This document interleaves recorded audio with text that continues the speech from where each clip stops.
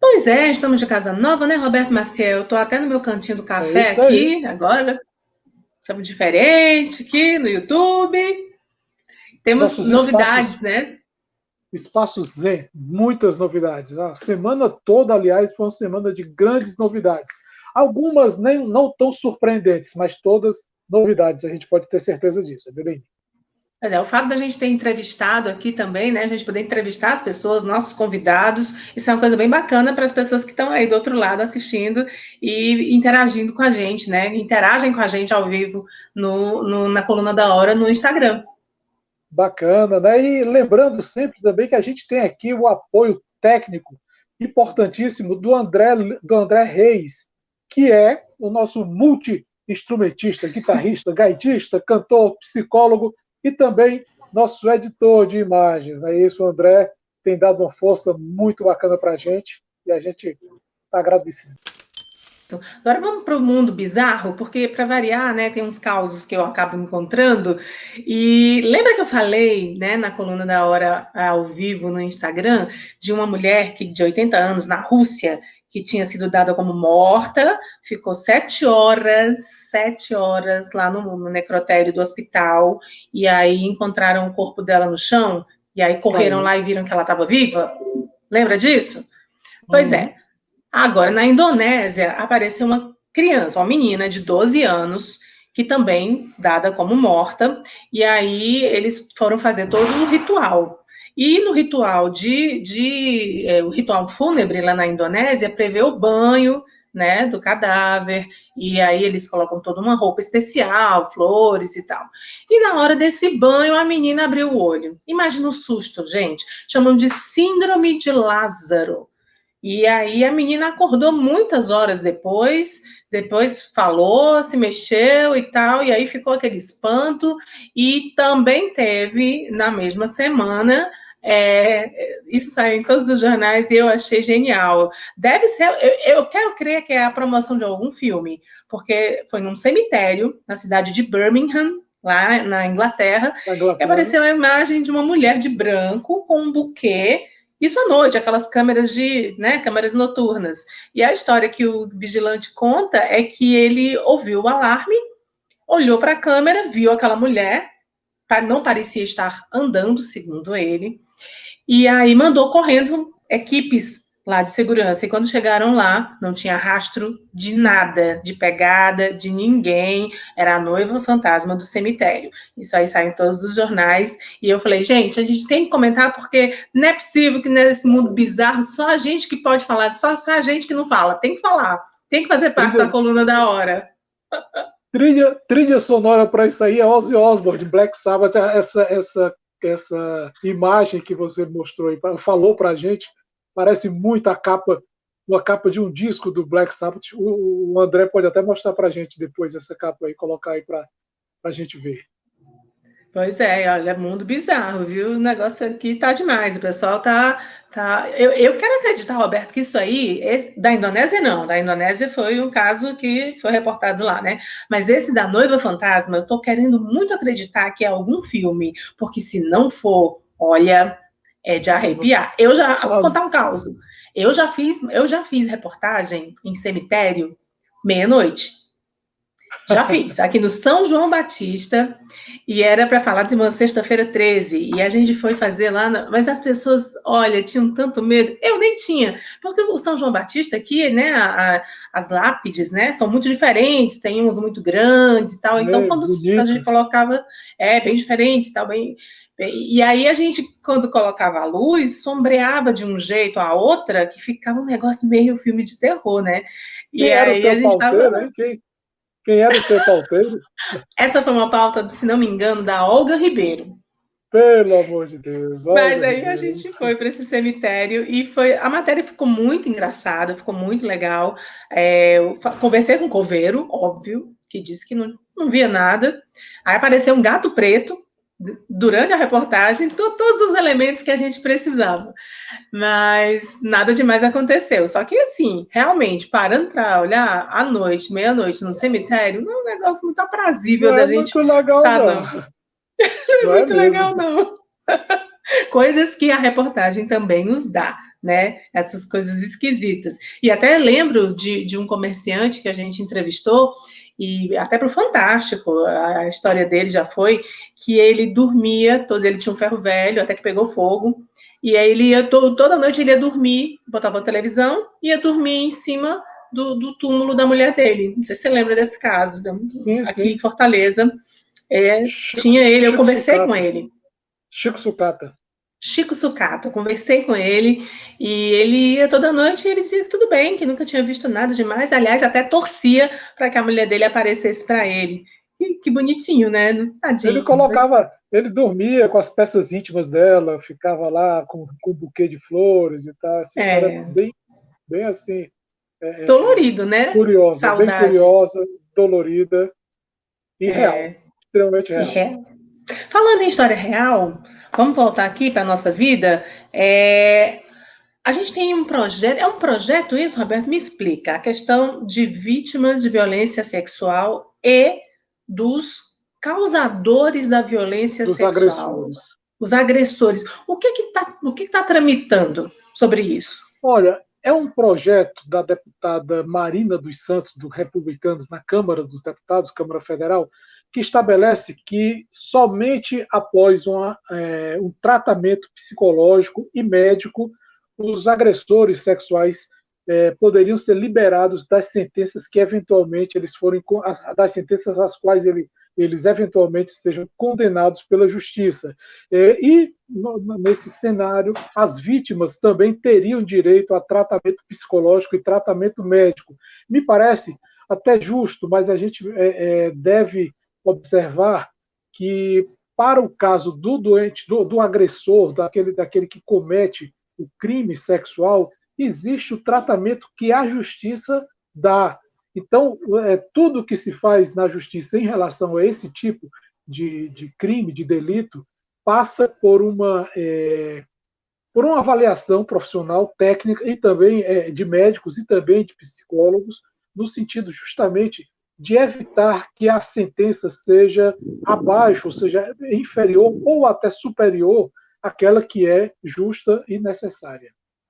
Pois é, assim, lembrando de vários casos que eu sei que é outro país, outra realidade, na legislação norte-americana, né, ela prevê inclusive castração química lá, né, e isso aconteceu também com Alan Turing, que foi a pessoa que inventou praticamente o computador, né, ele pegou O ali, computador.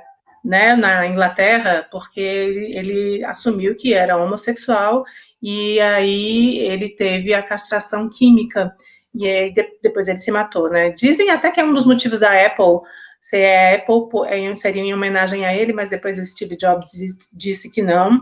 Mas, enfim, quer dizer, em outros países havia isso, né? Nos Estados Unidos ainda há. E o que há de consenso é que a pessoa que causa isso, o pedófilo, né, ou o O predador agressor. sexual, né? Muitas vezes, se ele é realmente o predador sexual, ele tem aquele instinto, aquele desejo, é como, eu não sei como falar, em inglês chama de urge, é aquele desespero para fazer, né? Como um serial killer, um psicopata. Então não tem Impulso. como tratar, não tem. E em alguns casos nos Estados Unidos, vendo alguns documentários aqui, que já eu me interesso muito por esse assunto, alguns diziam, olha, peçam a pena de morte para mim, porque se eu sair, eu vou fazer de novo. É um tema muito polêmico. Polêmico, extremamente complexo e que exige muito mais do que uma simples discussão, exige sim um aprofundamento gigantesco. Lembrando que o Alan Turing não era um predador sexual, não era um agressor sexual, ele se admitiu homossexual e, nessa situação, ele foi condenado, ele foi obrigado a fazer um tratamento com hormônios, ele criou até seios e lembrando também que ele foi uma figura importantíssima na Segunda Guerra Mundial No para a mundo, reação, para o mundo todo, na reação dos aliados, ele desvendou a máquina de fazer códigos secretos dos o nazistas, enigma. ele foi a Enigma, né? E ele foi assim a figura importantíssima nessa reação. Ele é, vamos dizer assim, o pai do computador moderno. Ele viveu lá na pré-história dos computadores, mas em 1940 e poucos estava lá ele na batalha. Exatamente, foi a pessoa que foi decisiva na estratégia, né? E sabe quem foi a mãe do computador? Na verdade, não sei se é bem o termo mãe, mas acho que sim. A Ada Lovelace. A Ada Lovelace, ela era filha do Lord Byron, e ela era muito inteligente e desenvolveu o que a gente chama hoje, vai me faltar a palavra, mas enfim, todos os cálculos para a gente colocar num sistema e ele funcionar. Como é o nome disso? Esqueci. Ela desenvolveu isso. Cálculos aleatórios. Não, são os cálculos que a gente faz, a programação, tipo assim, como se fosse a programação. Vai ter um nomezinho aí que eu vou. Bom, eu uso tanto que esqueço. Mas ela foi a primeira pessoa a fazer isso, Ada Lovelace. Então, isso na época que se usava ainda aquelas anáguas, e enfim. E aí ela casou com uma pessoa que entendia muito, que naquela época a mulher era propriedade, né? Na época da realeza e tal. E o marido apoiou, e então a Ada Lovelace continuou fazendo as pesquisas dela, e, bom, depois veio o Alan Turing, que foi outro nome importantíssimo, e aí colocou em prática aquela máquina, que é o primeiro que a gente pode chamar, sei lá, de pai do computador moderno, que a gente usa aqui tão facinho, né? Aqui, tão rapidinho. Né? No mesmíssimo ambiente, repressor da Inglaterra, né? A Inglaterra ainda com muitas influências vitorianas, sim, mas que rendeu, resultou para o mundo todo essas conquistas, né? Porque na Inglaterra, naquela época do Alan Turing, na época da Segunda Guerra, a questão de ser homossexual era crime. Era considerado crime. E, inclusive, a Organização Mundial da Saúde, né, tirou isso como doença não faz muito tempo. Na década de 80, se não me engano, ou 90. Então, assim, o mundo demorou a enxergar a diferença e a respeitar as pessoas pela não, né, quer dizer, deixar de punir as pessoas pela questão sexual delas, né? E pela orientação sexual delas. Então, nossa aulinha de história, olha aí nós falando de história de novo, com vivos historiadores do mundo. E agora, Roberto, me diz uma coisa, plástico não vai mais poder, Na concepção do deputado Deusinho Filho, que é cearense, é um político com atuação em Caucaia, no município de Caucaia, aqui na região metropolitana de Fortaleza, não é para ser mais usado. Ele apresentou um projeto para que a partir de a partir de 2022, o plástico seja banido das embalagens, ou seja,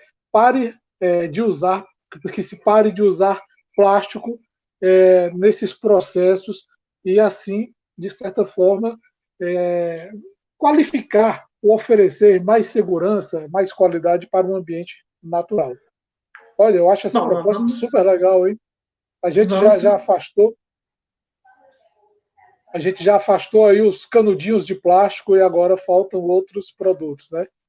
Produtos biodegradáveis, né? A gente já vê em muitos supermercados, em muitas redes, a preocupação de sacolas biodegradáveis. E isso realmente faz a diferença, pelo menos para muita gente, na hora de escolher o local onde vai comprar. Então, aqui em Fortaleza, por exemplo, tem uma rede, que é uma rede mais popular, e a rede que compra, né? Eles todos se unem e compram juntos, compram com um preço mais em conta. Essa rede, ela tem sacolas biodegradáveis. E também existem outros supermercados que são mais, né, de elite e tal, com sacolas biodegradáveis. Que bom a gente ver isso. Já vi também restaurantes canudinhos biodegradáveis, e vamos ver se a gente consegue tratar melhor o nosso meio ambiente, né?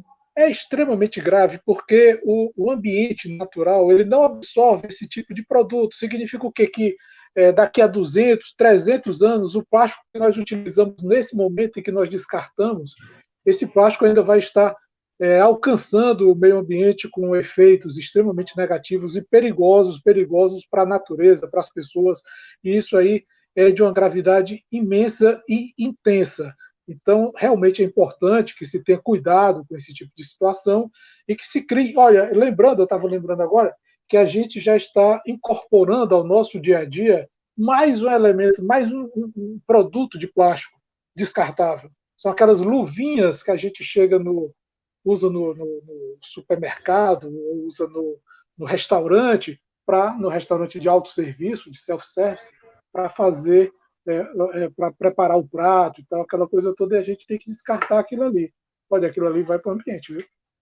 Tem que ser biodegradável, até porque É. o plástico, com o tempo, ele vira micro, nanopartículas. E aí todos os animais marinhos acabam engolindo aquilo, faz um mal danado, né, para o animal, para o meio ambiente, para o ser humano que vai consumir esse peixe lá na frente, enfim. E a gente vai agora encerrando essa pauta, né, desse nosso bate-papo, porque daqui a pouco tem entrevista. Vamos ampliar nosso bate-papo, vamos ampliar com um convidado muito legal. É isso aí, então até já. Sai daí não. Bacana, daqui a pouco a gente volta.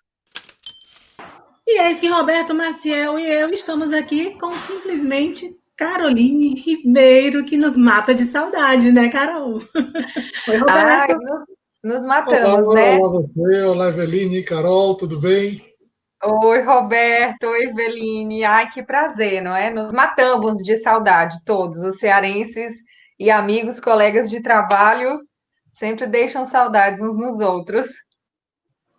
Que Verdade, bacana. Carol. Conta um pouquinho da tua ida a Portugal, né? Você está morando aí já faz um tempinho, né?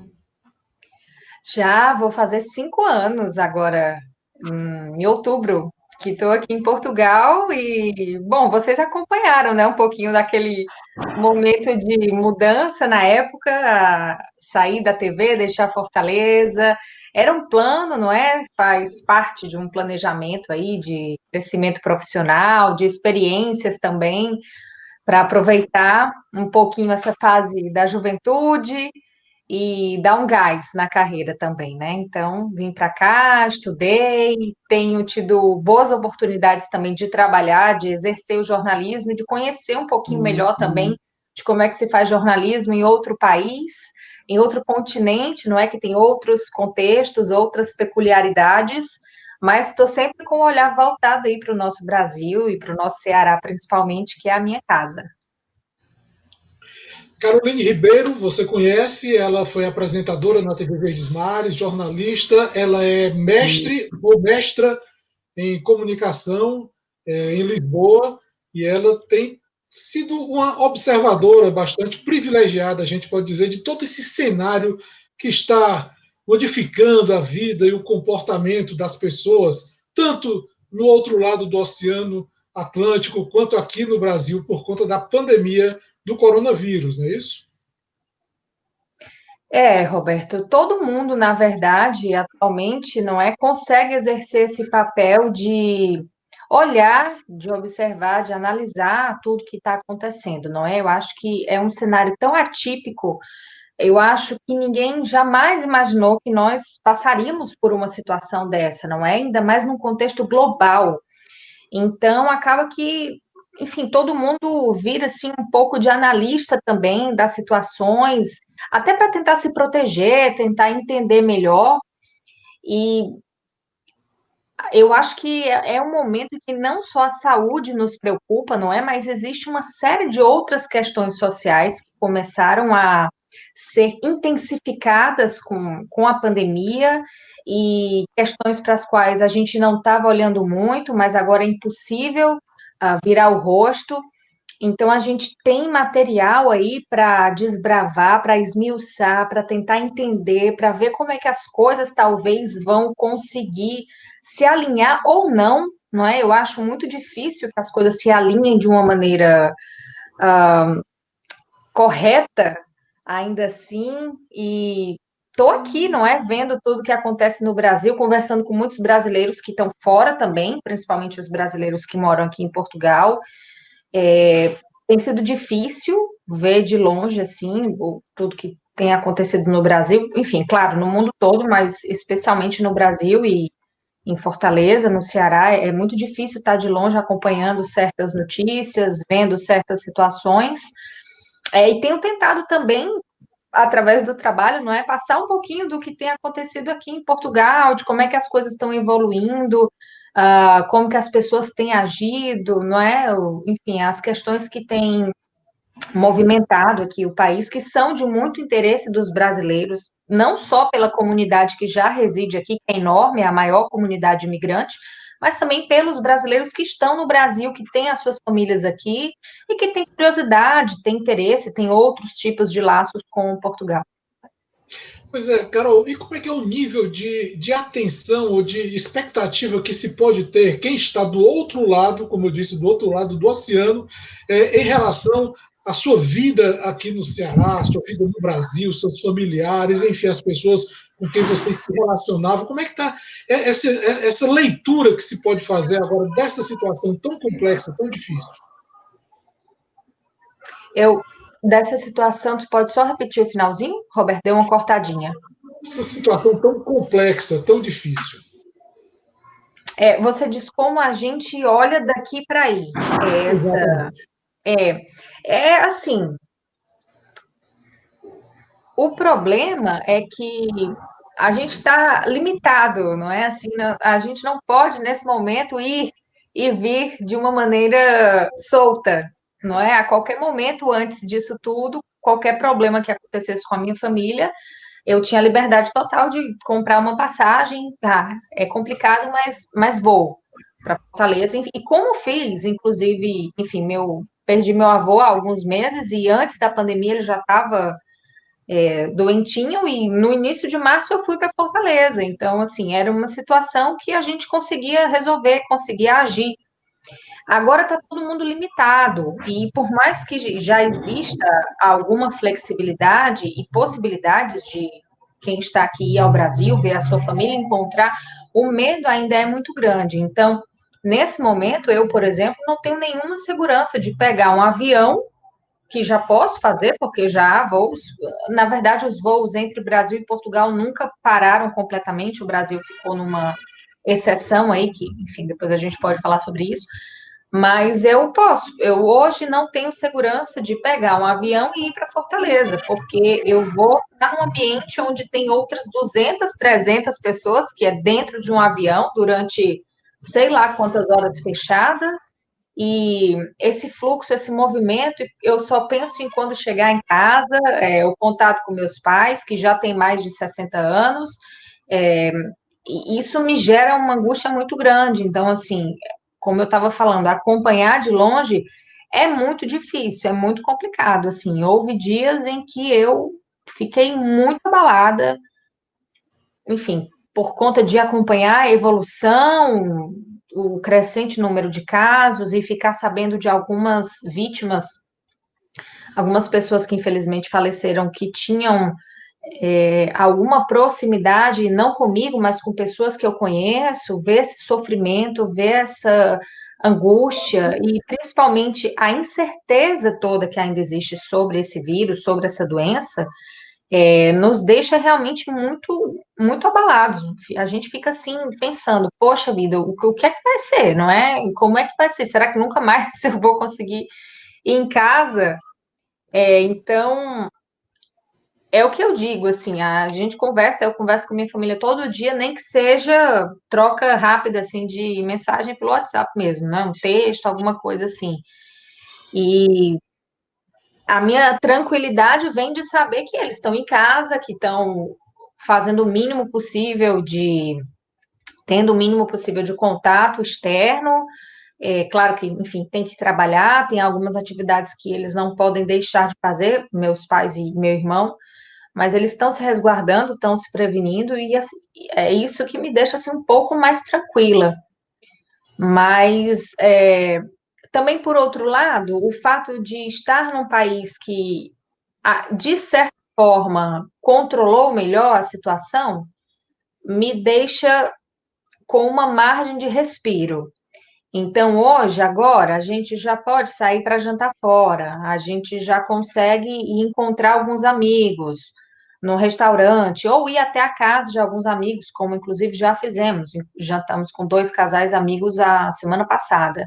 E recebemos também já 2 casais amigos em casa. Então, somos 6 pessoas, não é? Então, esse outro lado dá um alívio, não é? Então, a balança está mais ou menos assim. É claro que a minha pende muito para o lado da preocupação, sempre extrema, porque eu naturalmente sou muito preocupada, enfim, principalmente com meu pai, minha mãe, meu irmão, mas está agora no momento em que a gente vê algumas coisas funcionando de uma maneira que nos passa confiança, faz com que a coisa fique assim, né? Todo dia é uma luta, todo dia a gente acorda e pesa alguma coisa.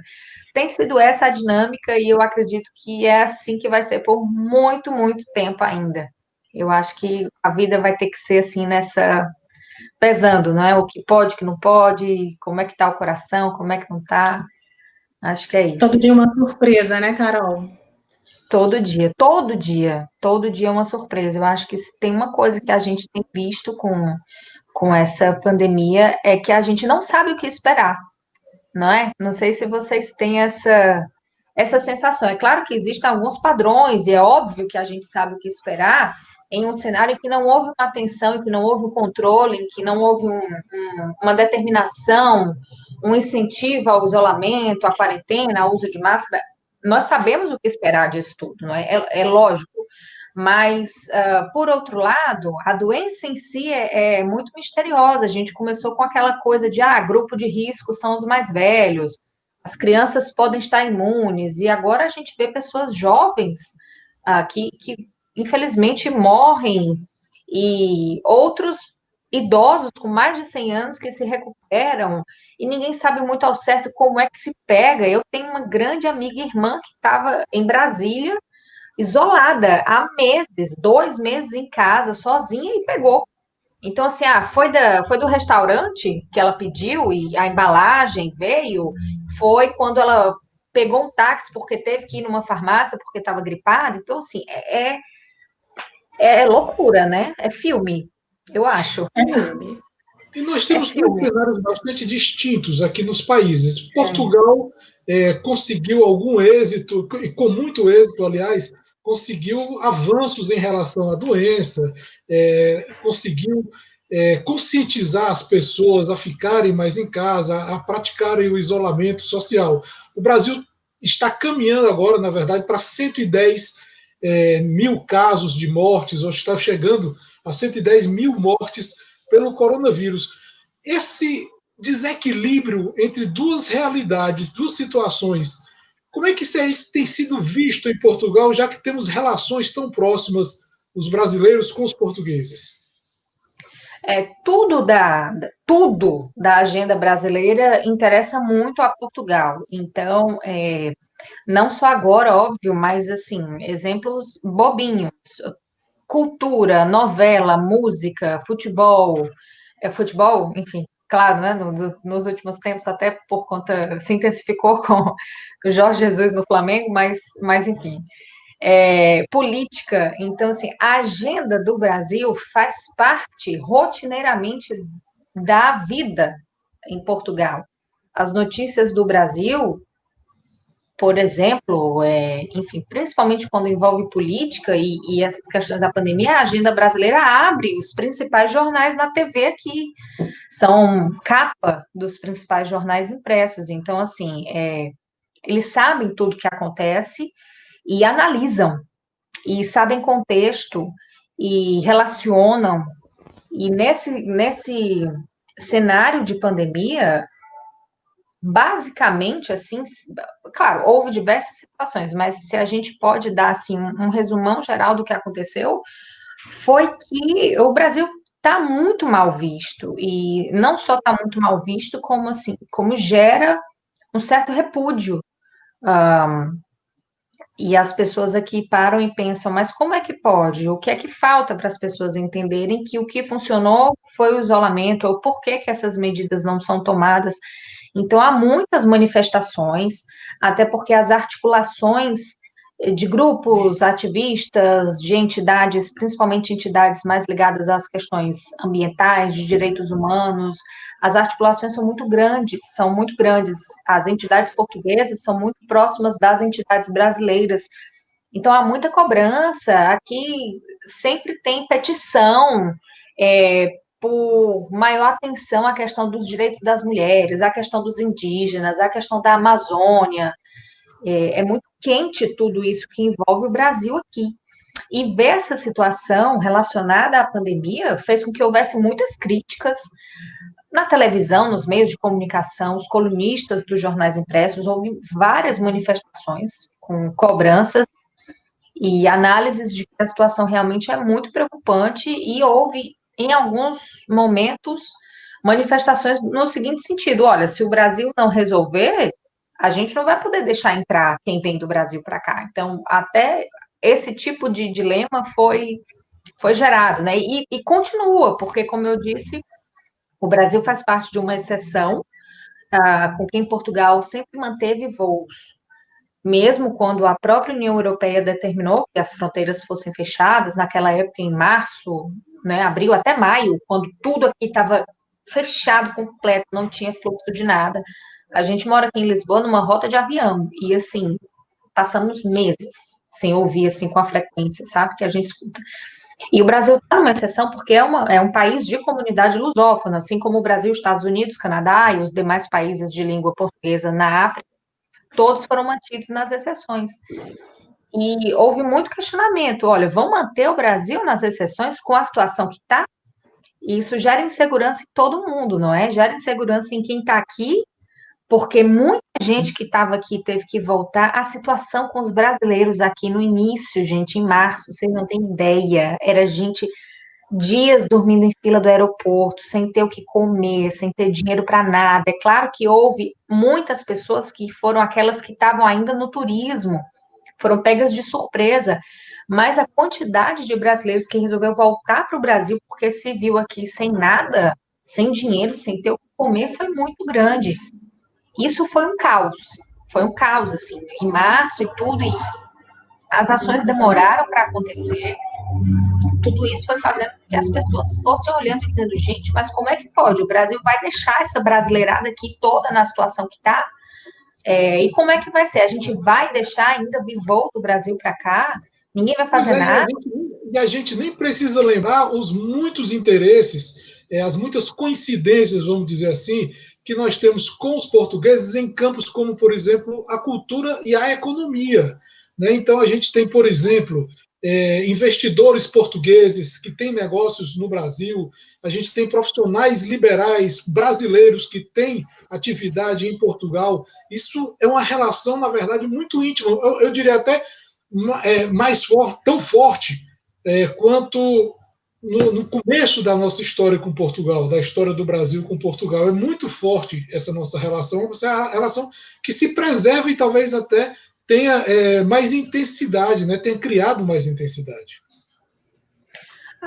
Não, com certeza, sem dúvida, né? As relações econômicas, principalmente, não é que ligam hoje em dia Brasil e Portugal, aquele exemplo básico, não é? Visto Gold, a forma de ganhar residência em Portugal, não é isso? Mobiliza muitos brasileiros, esses brasileiros estão no topo desse tipo de investimento, mas não só, como você está falando, né? Existem diversos interesses de ambos os lados.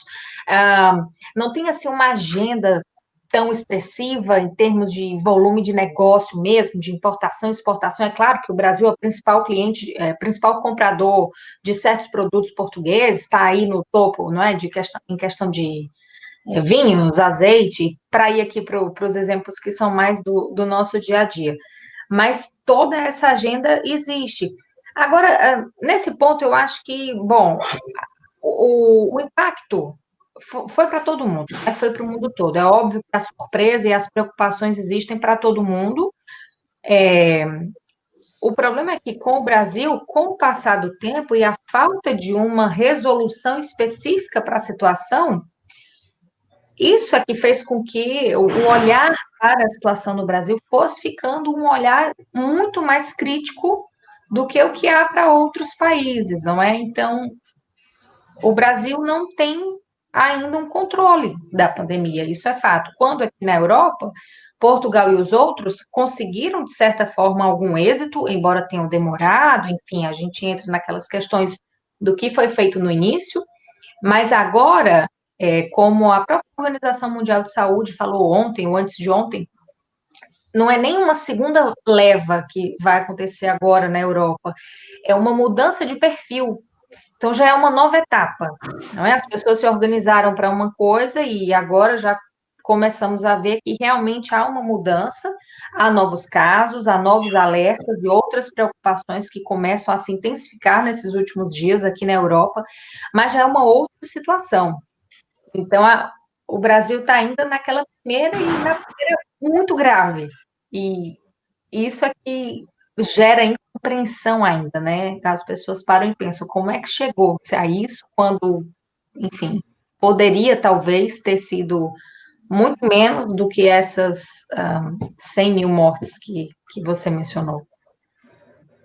Essa é uma situação realmente que nos preocupa, né? Eu espero que você fique a salvo, fique bem e que vocês consigam superar isso e dar esse bom exemplo para a gente aqui. A gente fica nessa expectativa também tentando se cuidar, né, Carol? Um beijo muito grande para você, muita saudade e que a gente possa se reencontrar o quanto antes, com muita saúde. Com certeza, com certeza. Com precaução, com cuidado, não é? Estou aqui de olho em tudo sempre e vai dar tudo certo. Eu acho que também a gente precisa se agarrar nesse pensamento positivo, não é? Vai dar tudo certo e logo, logo, quem sabe, eu estou aí na terrinha matando a saudade da família, dos amigos e do nosso Ceará maravilhoso. Que bom. Que bom, Carol, um abraço para você, para o Ilo. Tem uma personagemzinha que eu queria me lembrar, eu me lembrei agora há pouco. Xaxá, Charlotte. Meu Deus. Isso é a princesa, tá aí em Fortaleza, não é? Ficou com meus pais e hoje em dia é totalmente a filha caçula, mais mimada impossível. Meu pai morre de amor por ela, tá ótima, tá linda. E aqui em Lisboa a gente adotou a Nina. É uma rafeirinha, como chamam aqui, um vira-lata, um cãozinho sem raça, é uma rafeirinha que, enfim, estava abandonada e foi encontrada na rua e agora é quem anima todos os dias, impreterivelmente às 6 da manhã. Nina tá dando recado, bom dia, vamos acordar, vamos passear. Que bacana. Quem acompanha a Carol nas redes sociais conhece, deve conhecer a Charlotte, né? Ai, conhece todo mundo, conhece a Charlotte e a Nina hoje já faz maior sucesso também, porque elas são completamente diferentes. A Charlotte é branca, a Nina é pretinha, a Charlotte é gordinha, a Nina é magrela, as patas do então, tipo assim, eu arranjei duas filhas que, enfim, são completamente diferentes, mas o amor é o mesmo, né? Porque, enfim, os cães são grandes companheiros. Nossa, é uma grande alegria ter a Nina aqui comigo e saber que a Charlotte está tão bem, faz tão bem para o meu pai e para minha mãe. Isso é uma grande alegria que eu tenho na vida. Que bacana. Carol, foi um grande prazer conversar com você novamente. É sempre uma alegria e vamos marcar de se encontrar por aqui, né? Com certeza, é isso que eu estou dizendo. Já já, quando tudo estiver mais calmo, sem nenhuma dúvida, estaremos juntos. E por enquanto vou seguir acompanhando, não é? Esse projeto ótimo aí, cheio de informação, levando aí notícias e análises. Eu acho que é importante as pessoas terem acesso ao que é nosso, não é? A essa visão nossa de cearenses, mas que estão aí com esse pensamento também de analisar contexto nacional, analisar contexto internacional. Todo tipo de iniciativa, assim, eu acho que é muito bem-vinda, ainda mais sendo de dois colegas tão competentes e bons amigos, eu fico muito feliz. Então, sucesso para vocês e muito obrigada pelo convite para ter conversado hoje aqui. É isso aí, Carol. Muito obrigado também. Pessoal, daqui a pouquinho, fiquem ligados, a gente tem música e música de qualidade. E a coluna da hora também é arte, também é cultura e música muito boa. A gente tem um convidado muito especial, com participações muito especiais. É o baterista Adriano Azevedo, acompanhado de Valdones, Misael da Hora, Miquéia Santos, fazendo um sonzão bem legal. Vamos acompanhar.